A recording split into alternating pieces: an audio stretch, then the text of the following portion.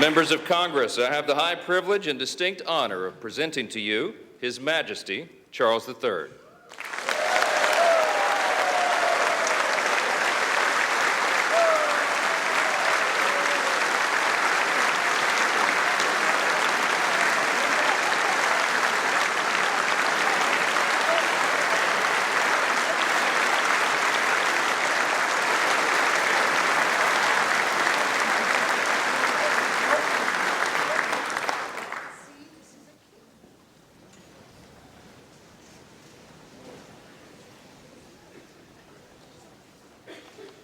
Mr. Vice President, Mr. Speaker, members of Congress, representatives of the American people across all states, territories, cities, and communities. I would like, if I may, to take this opportunity to express my particular gratitude to you all for the great honor of addressing this joint meeting of Congress, and on behalf of the Queen and myself, to thank the American people for welcoming us to the United States to mark this semi-quincentennial year of the Declaration of Independence. And for all of that time,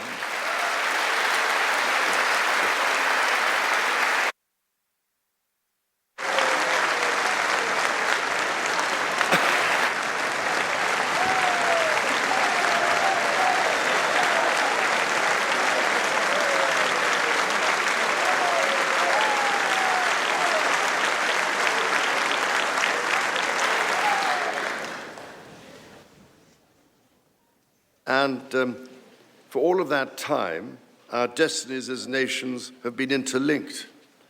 As Oscar Wilde said, we have really everything in common with America nowadays, except, of course, language. So, ladies and gentlemen, we meet in times of great uncertainty, in times of conflict from Europe to the Middle East, which pose immense challenges for the international community and whose impact is felt in communities the length and breadth of our own countries. We meet, too, in the aftermath of the incident not far from this great building that sought to harm the leadership of your nation and to foment wider fear and discord. Let me say with unshakable resolve, such acts of violence will never succeed.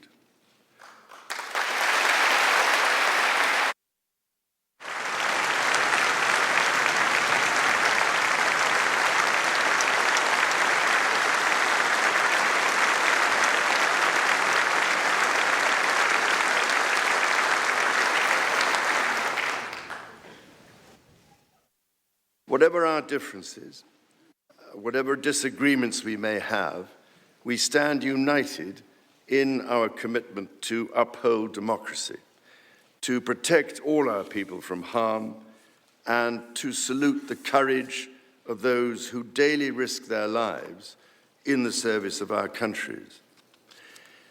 Standing here today, it is hard not to feel the weight of history on my shoulder, because the modern relationship between our two nations and our own peoples spans not merely 250 years, but over 4 centuries. It is extraordinary to think that I am the 19th in our line of sovereigns to study with daily attention the affairs of America. So I come here today with the highest respect for the United States Congress, this citadel of democracy created to represent the voice of all American people to advance sacred rights and freedoms. Speaking in this renowned chamber of debate and deliberation, I cannot help but think of my late mother, Queen Elizabeth, who in 1991 was also afforded this signal honor and similarly spoke under the watchful eye of the Statue of Freedom above us. Today, I am here on this great occasion in the life of our nations to express the highest regard and friendship of the British people to the people of the United States. Now, as you may know, when I address my own Parliament at Westminster, we still follow an age-old tradition and take a Member of Parliament hostage, holding him or her at Buckingham Palace until I am safely returned. These days, we look after our guests rather well, to the point that they often do not want to leave. I don't know, Mr. Speaker, if there were any volunteers for that role here today. As I look back across the centuries, Mr. Speaker, there emerge certain patterns, certain self-evident truths from which we can learn and draw mutual strength. With the spirit of 1776 in our minds, we can perhaps agree that we do not always agree, at least in the first instance. Indeed, the very principle on which your Congress was founded, no taxation without representation, was at once a fundamental disagreement between us, and at the same time a shared democratic value which you inherited from us. Ours is a partnership born out of dispute, but no less strong for it.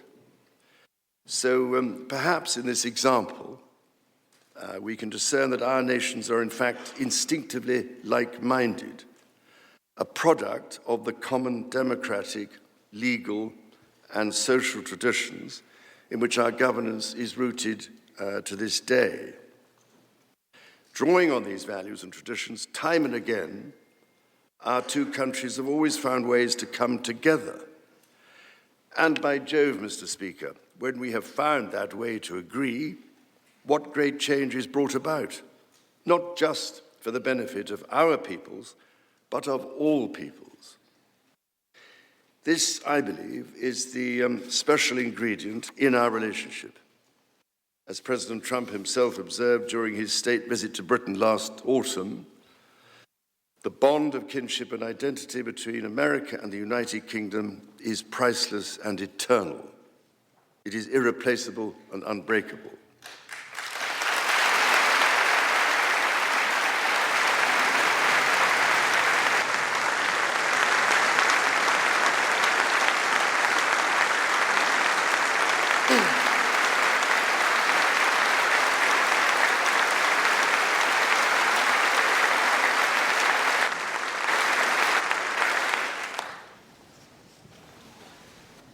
Mr. Speaker, this is by no means my first visit to Washington, D.C., the capital of this great republic. It is, in fact, my 20th visit to the United States and my first as King and head of the Commonwealth. This is a city which symbolizes a period in our shared history, or what Charles Dickens might have called a tale of two Georges.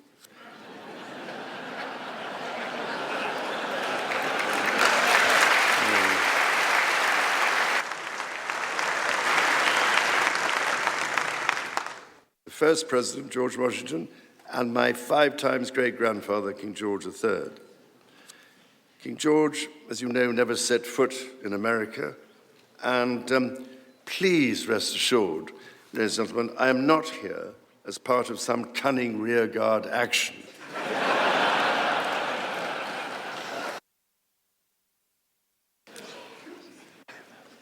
The Founding Fathers were bold and imaginative rebels with a cause. 250 years ago, or as we say in the United Kingdom, just the other day,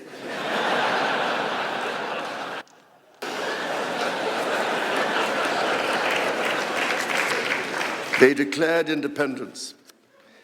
By balancing contending forces and drawing strength in diversity, they united 13 disparate colonies to forge a nation on the revolutionary idea of life, liberty, and the pursuit of happiness. They carried with them and carried forward the great inheritance of the British Enlightenment, as well as the ideals which had an even deeper history in English common law and Magna Carta.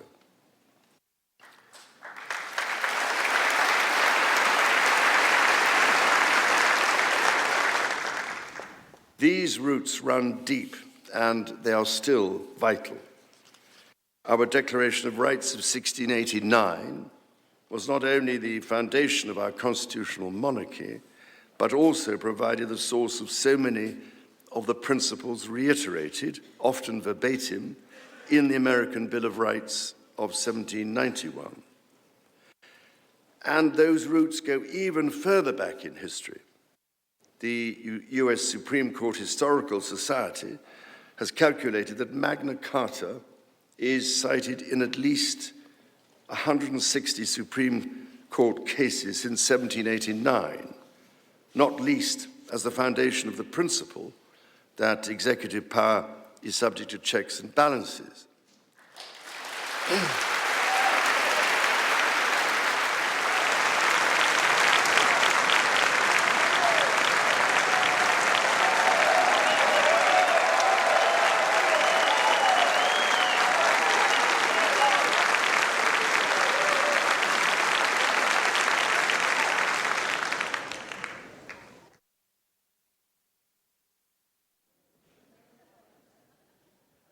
This is the reason why there stands a stone by the River Thames at Runnymede, where Magna Carta was signed in the year 1215.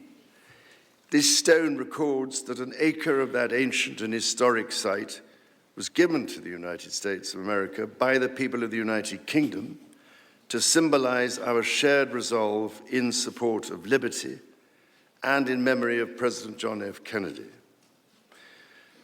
Distinguished members of the 119th Congress, it is here in these very halls that this spirit of liberty and the promise of America's founders is present in every session and every vote cast, not by the will of one, but by the deliberation of many, representing the living mosaic of the United States. In both of our countries, it is the very fact of our vibrant, diverse, and free societies that gives us our collective strength, including to support victims of some of the ills that so tragically exist in both our societies today. And, Mr. Speaker, for many here, and for myself, the Christian faith is a firm anchor and daily inspiration that guides us, not only personally,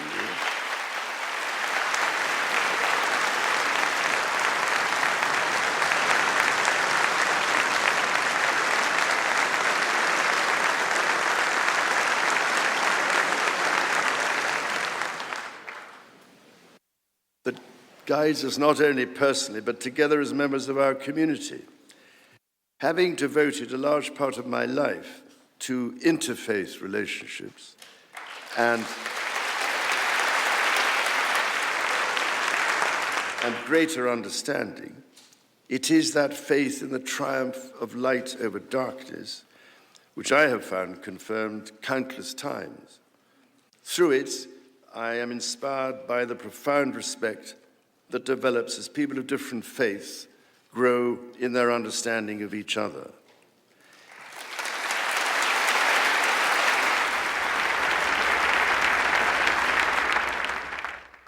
It is why, it is my hope, my prayer, that in these turbulent times, working together and with our international partners, we can stem the beating of plowshares into swords. I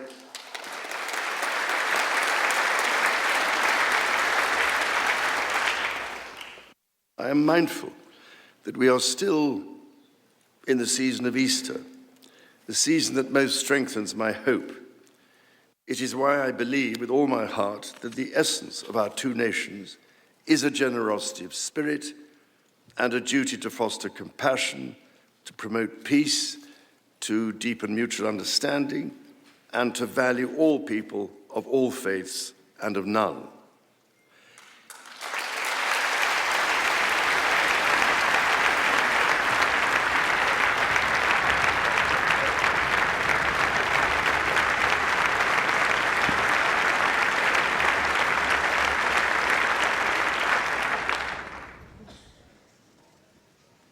The alliance that our two nations have built over the centuries, and for which we are profoundly grateful to the American people, is truly unique.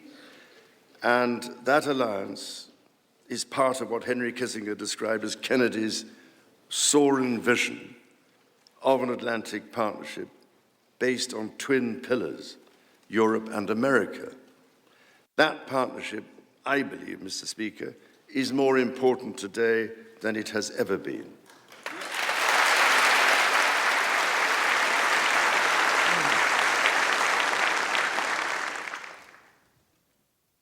The first reigning British sovereign to set foot in America was my grandfather, King George VI. He visited in 1939 with my beloved grandmother, Queen Elizabeth, the Queen Mother. The forces of fascism in Europe were on the march, and sometime before the United States had joined us in the defense of freedom, our shared values prevailed. Today, we find ourselves in a new era, but those values remain. It is an era that is in many ways more volatile and more dangerous than the world to which my late mother spoke in this chamber in 1991. The challenges we face are too great for any one nation to bear alone. But in this unpredictable environment, our alliance cannot rest on past achievements or assume that foundational principles simply endure. As my Prime Minister said last month, ours is an indispensable partnership. We must not disregard everything that has sustained us for the last 80 years. Instead, we must build on it.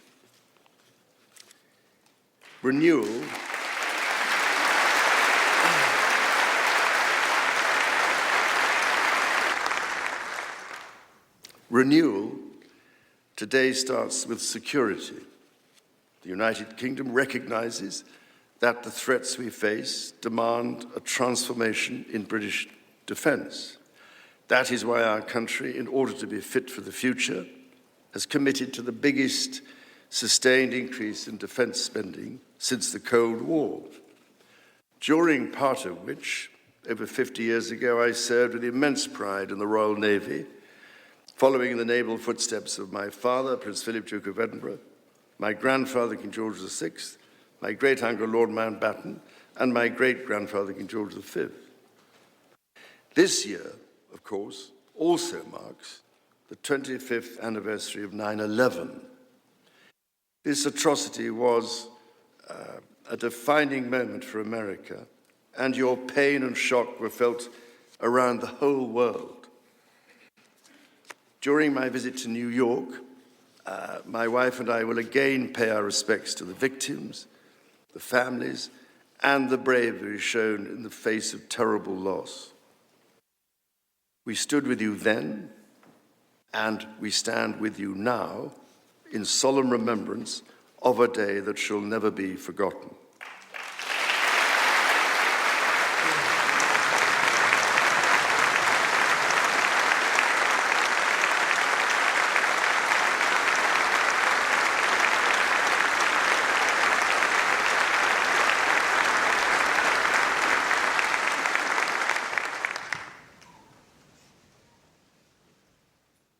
In the immediate aftermath of 9/11, when NATO invoked Article 5 for the first time, and the United Nations Security Council was united in the face of terror, we answered the call together, as our people have done so for more than a century, shoulder to shoulder through 2 world wars, the Cold War, Afghanistan, and moments that have defined our shared security. Today, Mr. Speaker, that same unyielding resolve is needed for the defense of Ukraine and her most courageous people.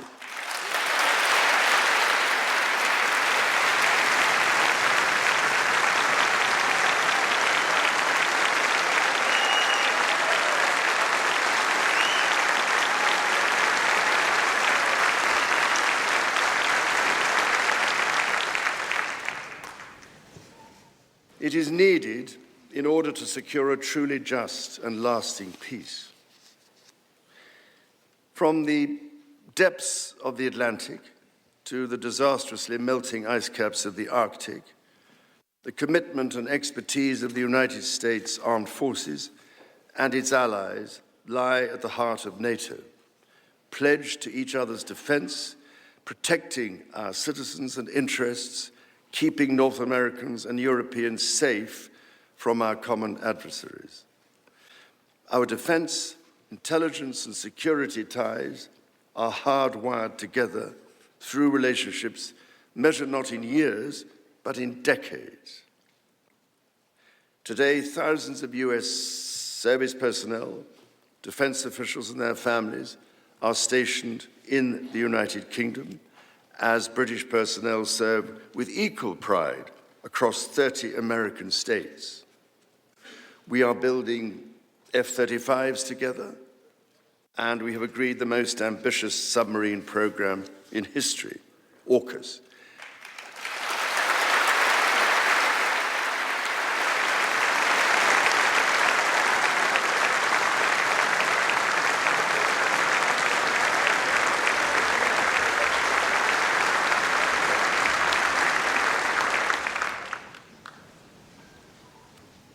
And we are doing it in partnership with Australia, a country of which I'm also immensely proud to serve as sovereign.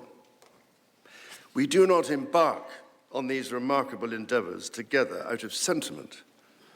We do so because they build greater shared resilience for the future, so making our citizens safer for generations to come. Our common ideals were not only crucial for liberty and equality, they are also the foundation of our shared prosperity. The rule of law, the certainty of stable and accessible rules, an independent judiciary resolving disputes and delivering impartial justice. These features created the conditions for centuries of unmatched economic growth in our two countries. This is why our governments are concluding new economic and technology agreements to write the next chapter of our joint prosperity and ensure that British and American ingenuity continues to lead the world. Our nations are combining talent and resources in the technologies of tomorrow. Our new partnerships in nuclear fusion and quantum computing and in AI and drug discovery, holding the promise of saving countless lives.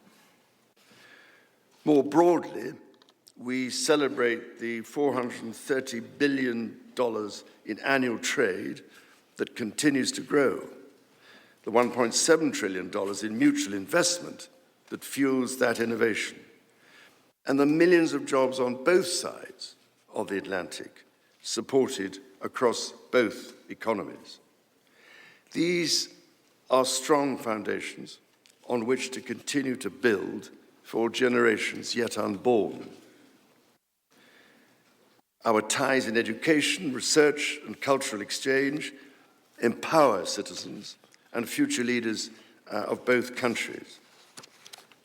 The Marshall Scholarship, named after the great General George Marshall, and the association of which I am so proud to be patron, are emblematic of the connection between our two countries. Since its founding, more than 2,300 scholarships have been awarded, opening doors for Americans from all walks of life to study at the United Kingdom's leading universities. So as we look toward the next 250 years, we must also reflect on our shared responsibility to safeguard nature, our most precious and irreplaceable asset.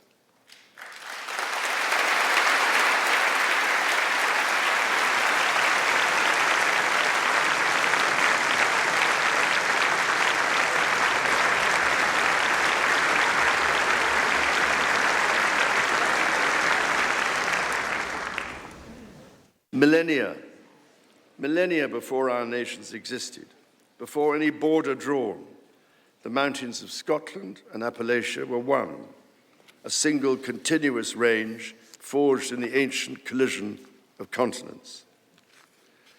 The natural wonders of the United States of America are indeed a unique asset, and generations of Americans have risen to this calling.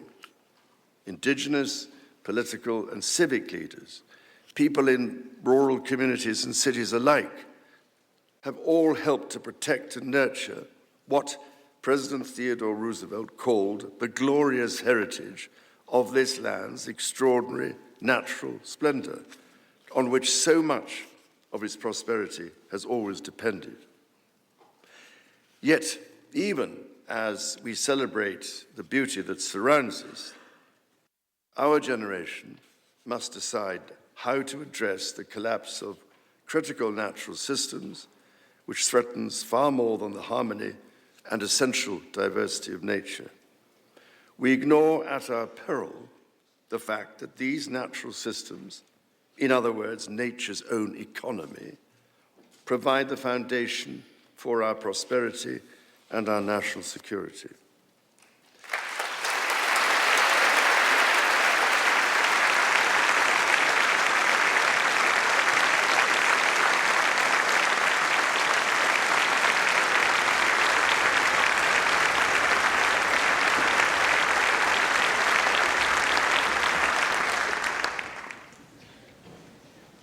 The story of the United Kingdom and the United States is at its heart a story of reconciliation, renewal, and remarkable partnership. From the bitter divisions of 250 years ago, we forged a friendship that has grown into one of the most consequential alliances in human history. I pray with all my heart that our alliance will continue to defend our shared values with our partners in Europe and the Commonwealth and across the world. And